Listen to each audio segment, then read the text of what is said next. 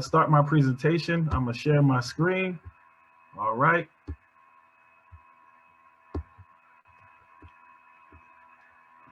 And start from the beginning. Right. All right. So, as stated earlier, I'm the president of the Democracy Learning Lab.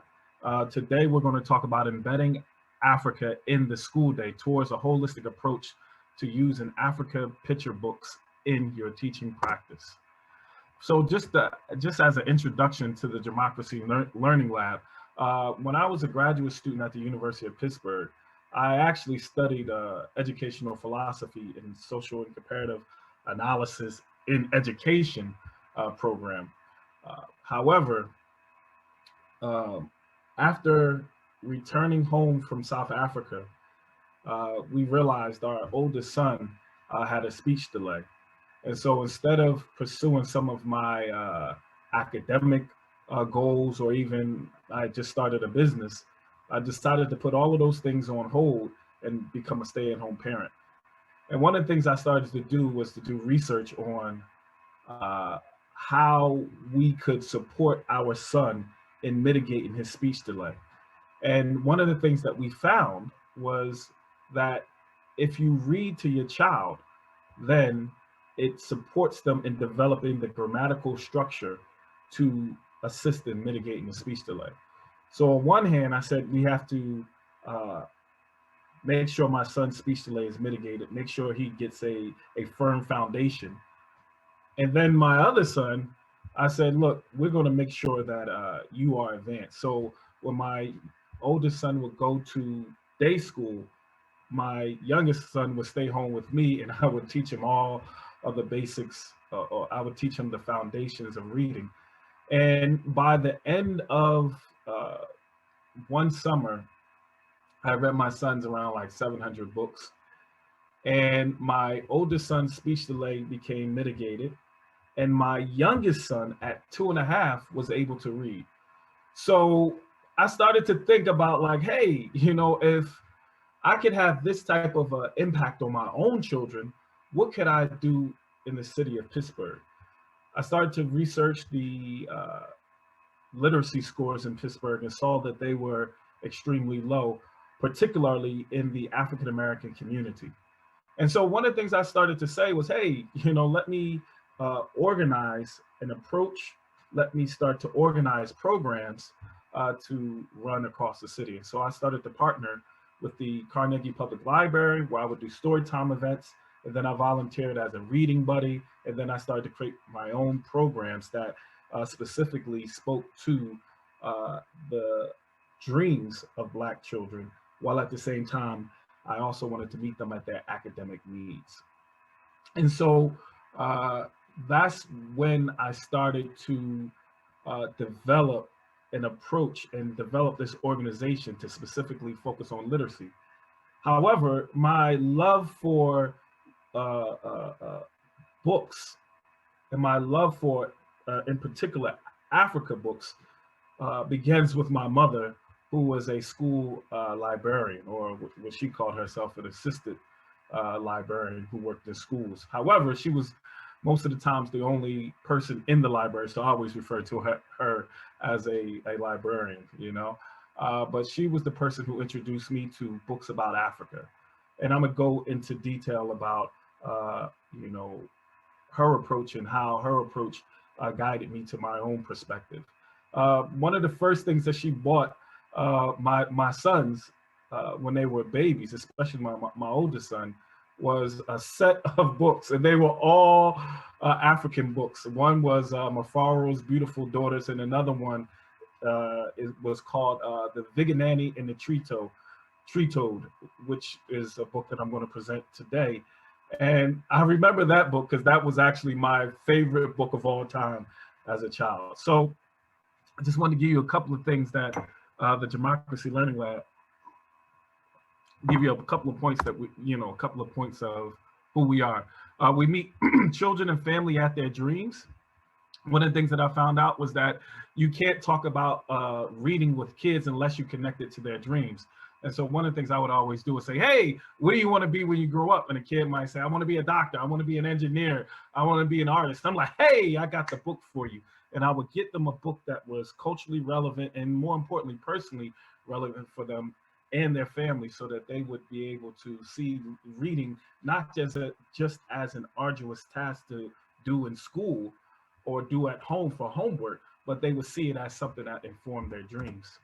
Two, as I just said, we connect books to children's dreams, and we create innovative content and innovative learning experiences that enable children to connect dreaming to reading. And more importantly, well, not more importantly, but as important, we preach the gospel of reading. Now, I talk about the gospel of reading primarily because if kids want to be who they say they want to be, then they have to read. If we're going to transform the world or transform our communities within a very specific context, then we have to read books that will inform our theory of change in action. So my perspective, there was a historian that I learned from as a kid. My mom would take my brother and I out to lectures at Temple University in Philadelphia. And one of the lecturers or one of the professors who would constantly lecture was a guy by the name of John Henry Clark. Um, he had a quote, and I'm going to read it. The history of Africans in the Americas and the Caribbean island is incomplete without an examination of the African past. This background is indispensable to an intelligent approach to African American history. Now, I had a conversation before, and one of the things that I always talk about as a Black man born in America or a person of African descent, I can't be who I am unless I connect myself to my African heritage. You know, I was born in Philadelphia in a working class community. My mom gave me a name, Nosakari, which means God's way is the only way, because she always had what we call a Pan-African perspective, that we are all interconnected as people of African descent, while at the same time we are unique. We're not all the same, but we have a interconnectedness in our common heritage and our common struggles, which I can go into a little in depth a little bit later. Um, One of the other key scholars that I was exposed to as a kid was Molefi Asante, and his perspective of Afrocentricity. He's actually the father of Afrocentricity. He focused on us understanding people of African descent as agents of change, not just people who are acted upon. And so when I attempted to select books for this presentation, I selected books with the intent of showing characters, Black African protagonist characters with a sense of agency. Now, of course, some of the stories are African fables, so they don't necessarily have human beings in them, but they come from African culture, which in other words, seeks to inspire people to act in different ways. So it's still speaking to an Afrocentric perspective. Do I have any questions before I go forward? All right. So whenever I do presentations, I always like to frame the problem statement. So the problem that I see around using African themed picture books in schools is this. What is the problem? Africa is often taught from a single story perspective or a dehumanizing perspective. Who does it impact? Well, it impacts children, because children will grow up with a distorted view of Africa. I remember as a fifth grade teacher, I was having a conversation with my students, and my students were saying, well, you don't want to go to Africa because they have mosquitoes as big as your hand, and they don't have houses, this and that. And I stopped as I was talking in my class, and I stopped and said, where did you learn that? And my students just looked. And I said, those are stereotypes. Those are things that are not true. And so the next day, I found a quote from Marcus Garvey, who literally in the early 1900s was, quoted people as saying the exact same thing. So again, Africa is taught from a distorted perspective. And when it's taught from a distorted perspective, what happens is that people start to look at Africa in a negative way. Where does this problem occur? It occurs in schools across America, and it occurs all throughout society. Why is this important? Well, if we are to grow uh, children who are going to be global citizens, who are going to care about the world and care about Africa in particular, we have to address this problem. And how do we address this problem? We address this problem by pragmatically integrating or including African themed books into our daily teaching practice. Now, I use the term pragmatically because if I had my way, I believe that we should do a full out integration or inclusion of African themed books into schools. However, I know that that's a difficult task. It should be an African unit in every single school across America. I know that's a difficult task. So when I say pragmatically integrate or implement books, what I'm specifically saying is that we can use African themed books in every single subject that we teach. Thus, this is why we're here today, because I'm going to show you and I'm going to expose you to some books that we can actually use in our daily teaching practices. You already might have read the objectives when you registered, so I'm not going to go over that.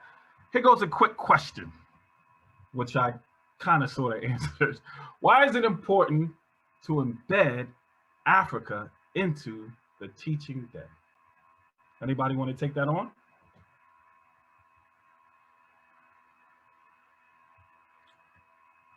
I'll take that as a no. So, okay, yep. Oh, sorry about that. So I think the big thing we try to understand is looking through the lens of history. Africa plays a huge role in so many things, and part of it, another thing I'm trying to work through in my classroom is we tend to focus, like you said, kind of the victimization narrative. Like I teach, U.S. history. It's, well, look what happened to them, not look what they brought to the country. Right. And I'm glad that you brought that up because I would call myself a Freire scholar. So Freire would always talk about the concept of working with people versus working for people.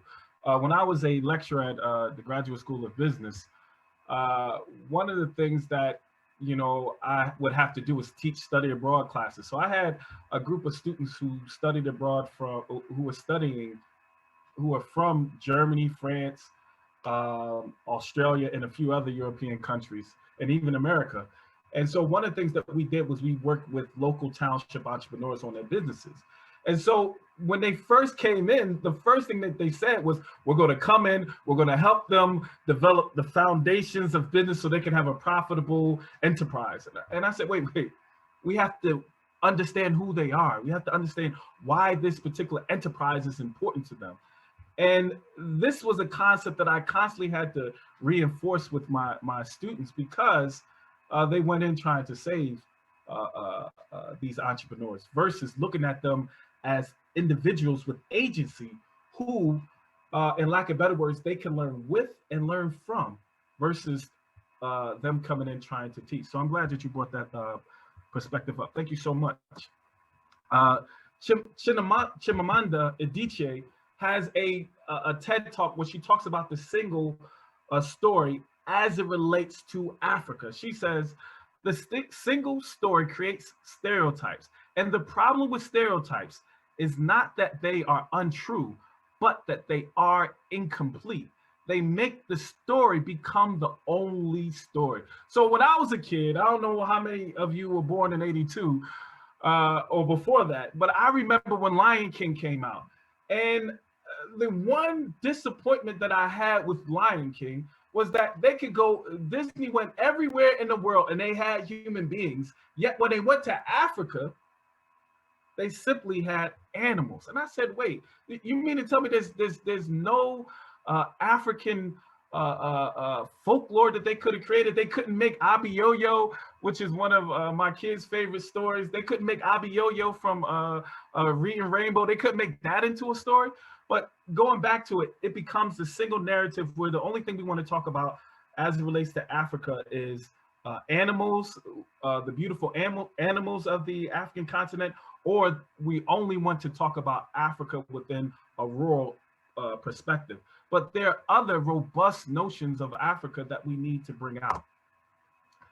I'll go through this. This is from a book called Arthur Schomburg. Arthur Schomburg was a Caribbean scholar from Puerto Rico, and he had a large role in inspiring many of the Pan-Africanists who would go back to their home countries and lead independence movements, namely Kwame Nkrumah.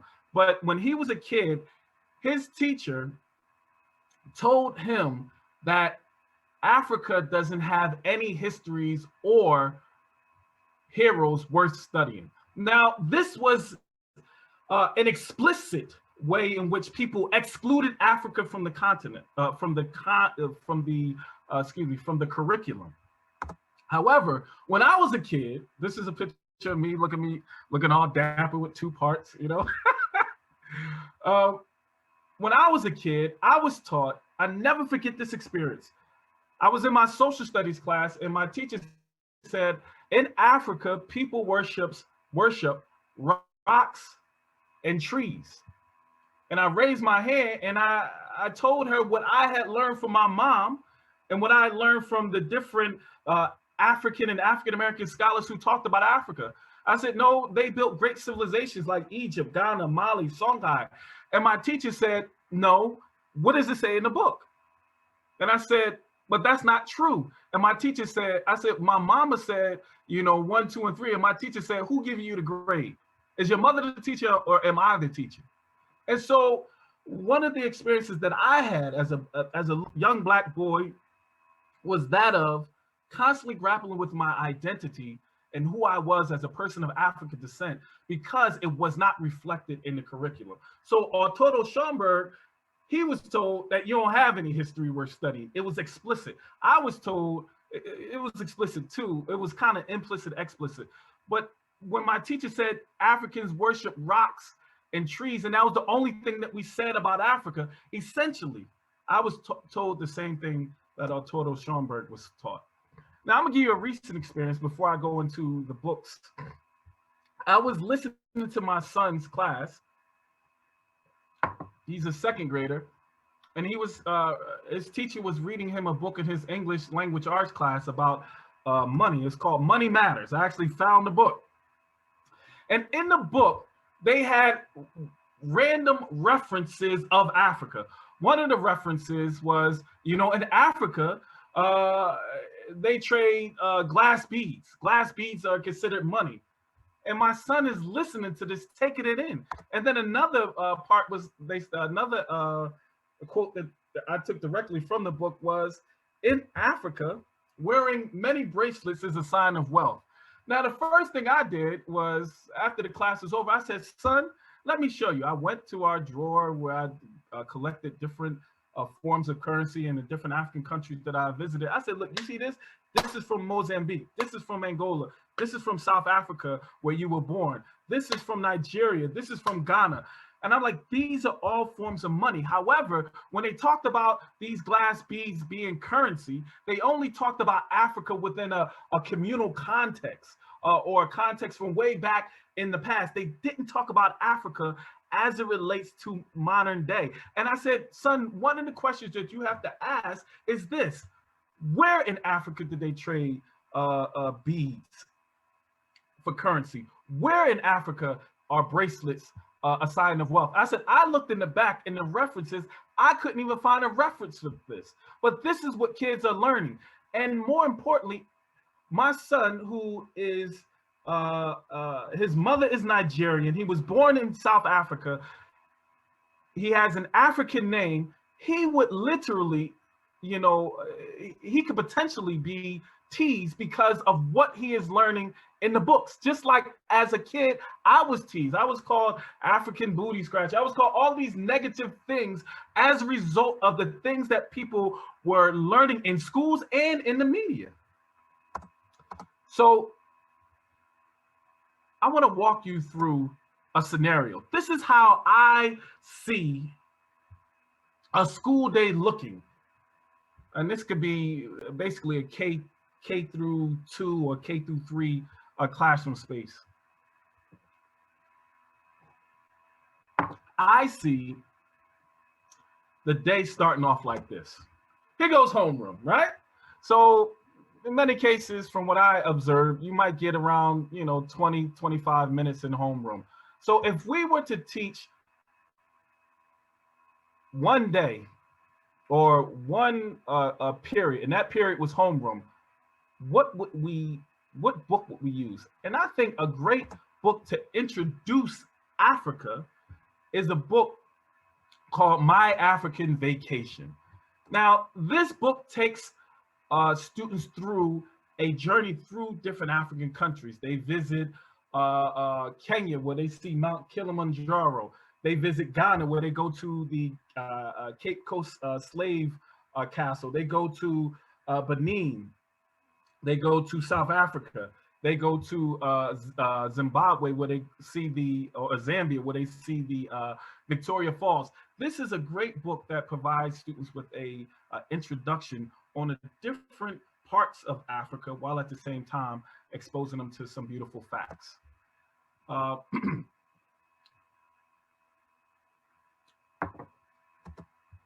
This book aids students in demystifying Africa. What I mean by that is, if you read this book, you'll start to understand that Africa has beautiful things about it that's just not discussing, how can I put it, animals, because of course you see it on the cover, but it's just not about that. As I said before, it's a great introduction to the regions and nations of Africa. Now, some people might say, hey, I'm a math teacher. How can I teach about Africa in math? Well, I'm glad you asked. Baby Goes to Market is an amazing book, right? Baby Goes to Market. A mother goes to the market with her baby, and she meets different entrepreneurs in the marketplace that are selling goods. Now, each one of the entrepreneurs provides the baby with different things. So one woman entrepreneurs gives the baby a banana. Another entrepreneur gives the baby some chin chin, and another one gives them oranges. And so it's a beautiful story where they give the baby maybe 3 bananas, and then the baby eats 1. So as a math teacher, you could do simple subtraction, and you could also create your own math problems. You could say, hey, if the baby and mama went to the market 3 days and they got the same amount of bananas each day, how many bananas would they have? If you gave them 3 plus 3 plus 3 is what? Is 9. And if baby ate 3 bananas each time, how many bananas do we have left over? Well, 9 minus 3 is what? Is 6. So you can create math problems out of this book, while at the same time you could do simple counting exercises. The interesting thing is that I actually read this book. If you can see in the back, well, you can't see in the background, but in this in the space that I'm at now, we call this our family learning lab. And so I have whiteboards, and so my sons and I, we actually created bar graphs out of this and did multiple problems so that they could stay sharp in their adding and subtraction. Another beautiful book that you could use to talk about math is My Rows and Coins, My Rows and Piles of Coins.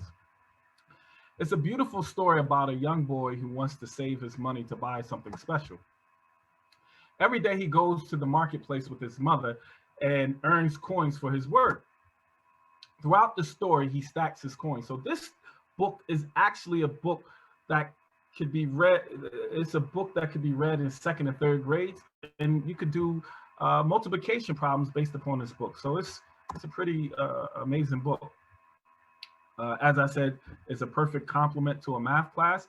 And of course, all of these books can be read in an English language arts class.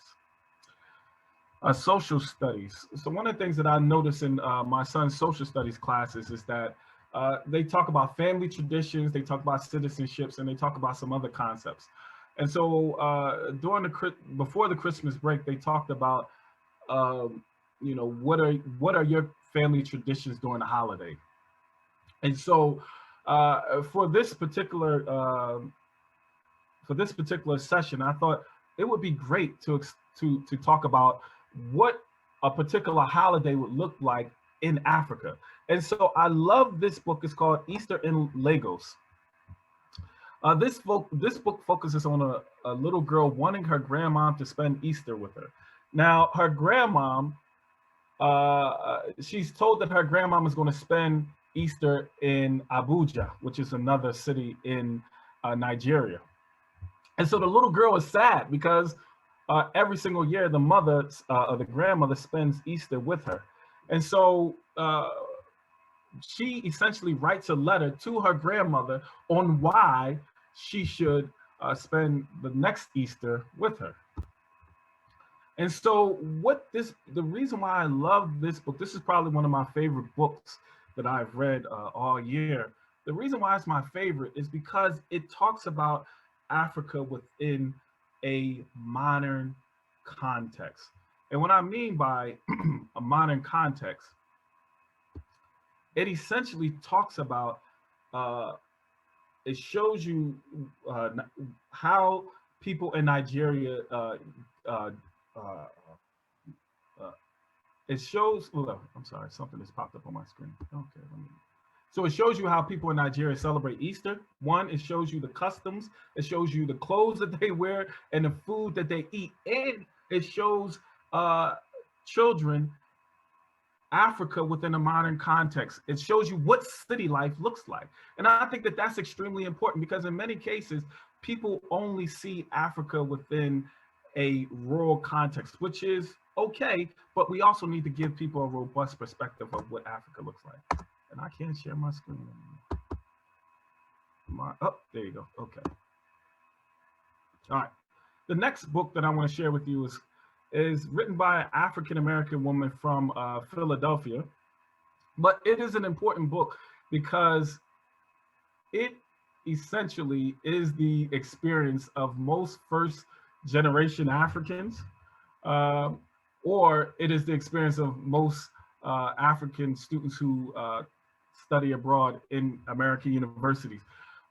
This is a powerful book about, it's a powerful book teaching people about the power and purposes of names. So as I stated earlier, my name means God's way is the only way.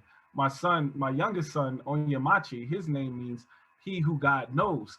And so whenever we talk about names, or African names in particular, or if you talk to somebody who is a first generation American, or this is their first time studying in the States, they always talk about how they know when their name is called, or is about to be called in class. So when I was a kid, everybody would get their name called, and then the teacher would stop and just butcher it. They would say, Noka, Naka, can I just call you Nelson for short? Or they would try to make up a name. I remember one time, my brother, his name is Umtakufu Umtamani, and his teacher said, I can't pronounce that. I'm just gonna call you Eminem.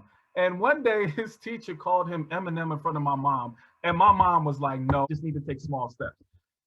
I read that to my children and it ministered to me. I said, I just need to try, But I'm gonna go back to the presentation. Is that okay? Thumbs up? All right. Yep, and we'll just start recording again, please. All right. All right, we're back. Can everybody hear me? Thumbs up? Mm-hmm. All right. So Your Name is a Song is a powerful book teaching people about the power and purpose of names. So the little girl is in class, her teacher mispronounces her name, and she goes to her mama and says, I wish I had an easier name to say. Oh, And her mother says, wait a minute. I think it's stalling. Oh, there you go. Okay, her mother says, no, your name is a song. And she starts to literally sing the different names that people might have. These names are African names. These names are African American names. These names are even names like Bob. And so this is a perfect book that teachers can use to say, look, when we love now this. kids' names, This is what, so relevant. Like I'm responsible for this issue. right? Names like Go ahead. I'm not on mute. Oops. Right. And so, I had a little trouble with my son's in the beginning of school year, my son's teacher was mispronouncing his name. And it's a human mistake. But I told my son, I said, son, I can't be there with you every day. Although I'm there every day because of COVID. I said, son, you're gonna have to get this teacher to say your name correctly. And you gotta do it nicely. You just can't say, this is how you say my name. Although that's how I felt as a parent, And so, and he looked at me and he's just like, it's okay, he's nice. And I said, it's not about your teacher being nice.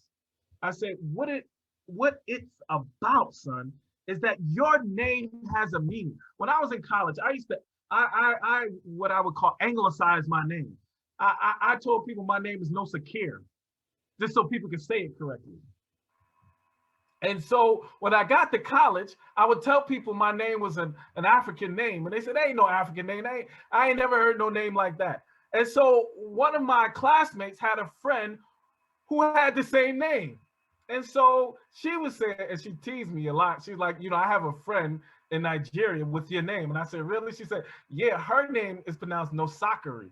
And I kind of slow it down even to the day. So I say No Sakari just to slow it up, which was probably a mistake too, right?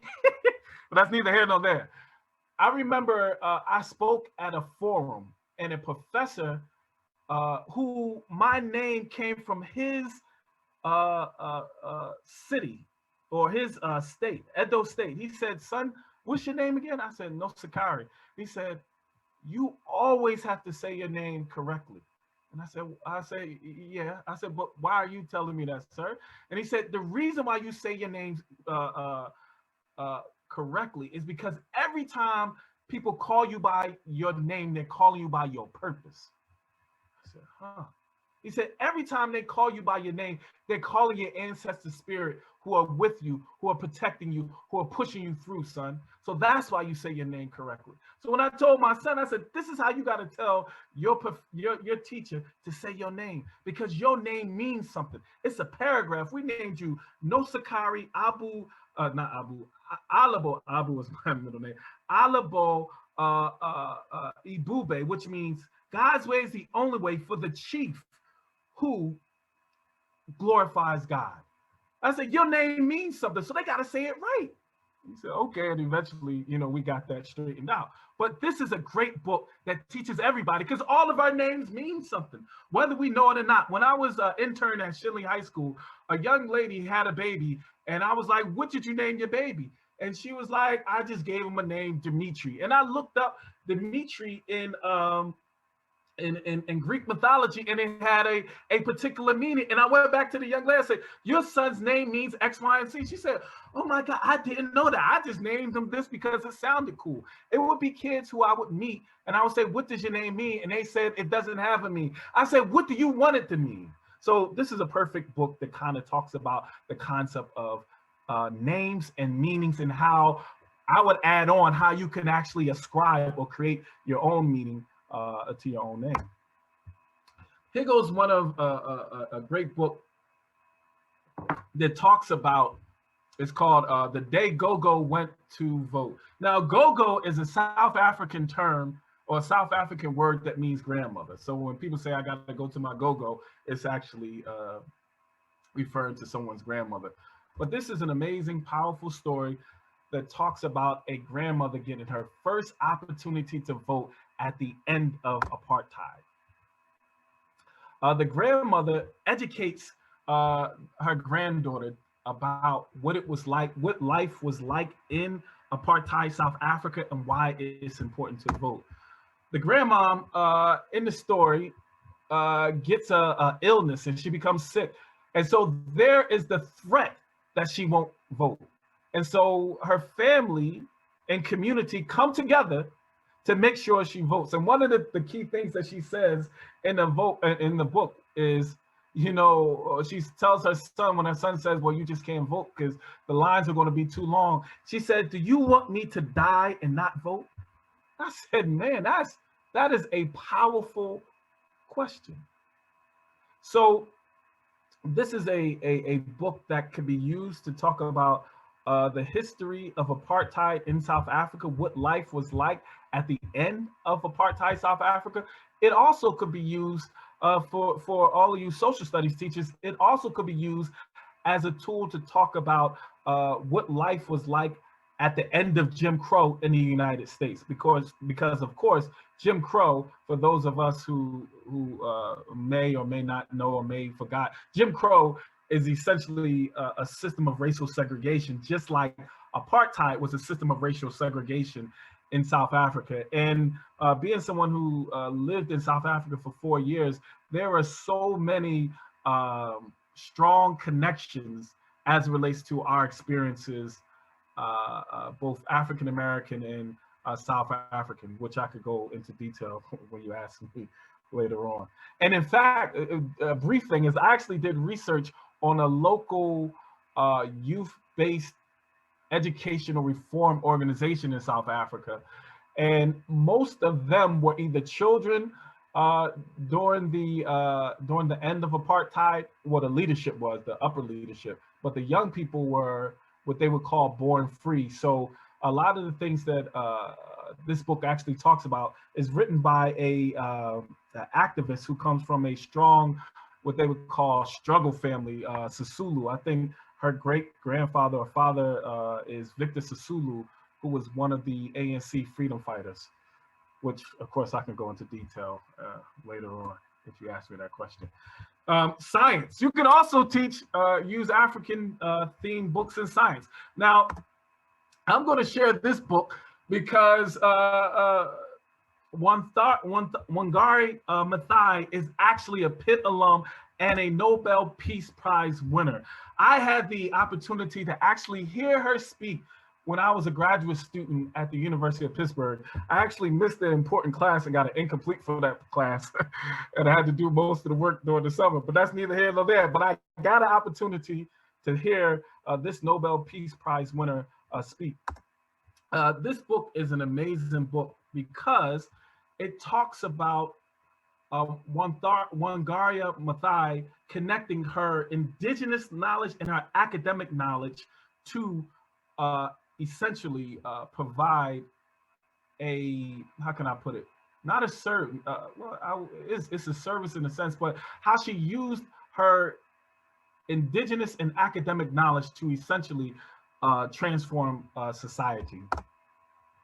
I love this book because every time a person comes to her with a problem within their particular community context, she listens to the person and then gives them seedlings to trees.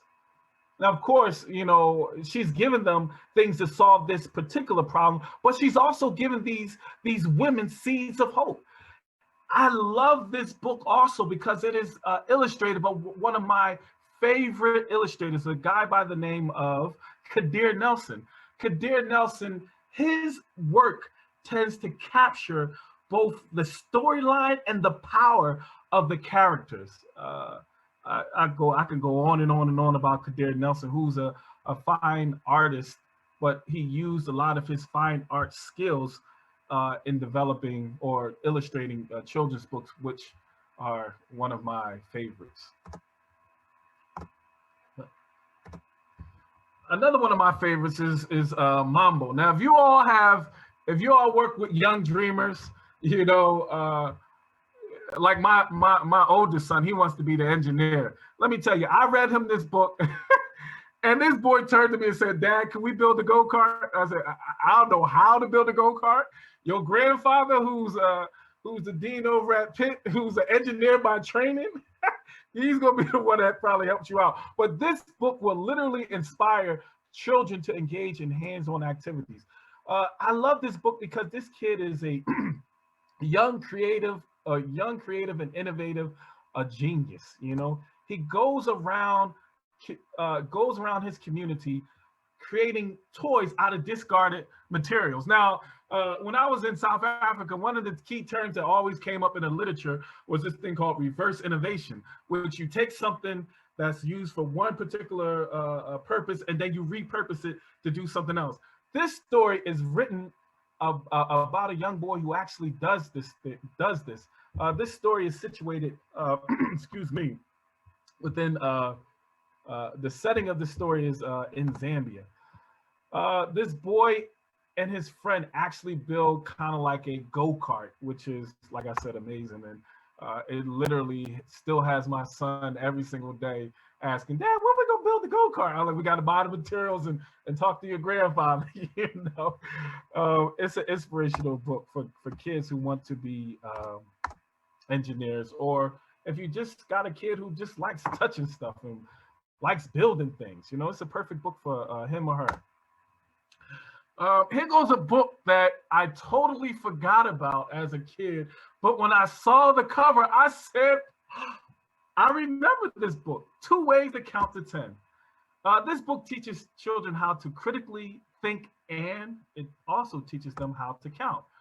So the book is framed around the leopard, who is the king of the animals, and he wants to create a succession plan. So he says to the animals in his kingdom, whoever can count to 10, I'm gonna throw this spear in the air, and whoever can count to 10, by the time this spear hits the ground, you will become the king. And so every animal comes up and they try to count to 10.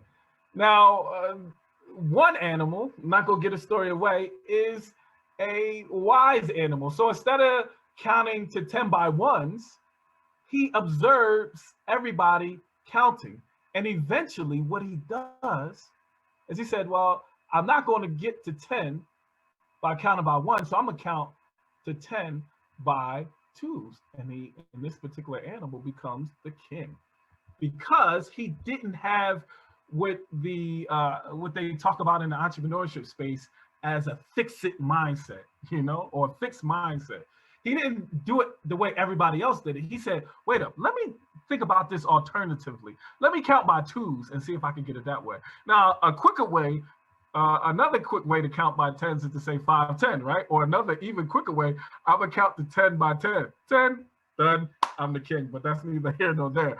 But this book teaches kids how to critically think and innovatively think, because what this particular animal attempted to do is solve a problem using what the entrepreneurship literature talks about as an alternative view, which is counting by twos instead of counting by one.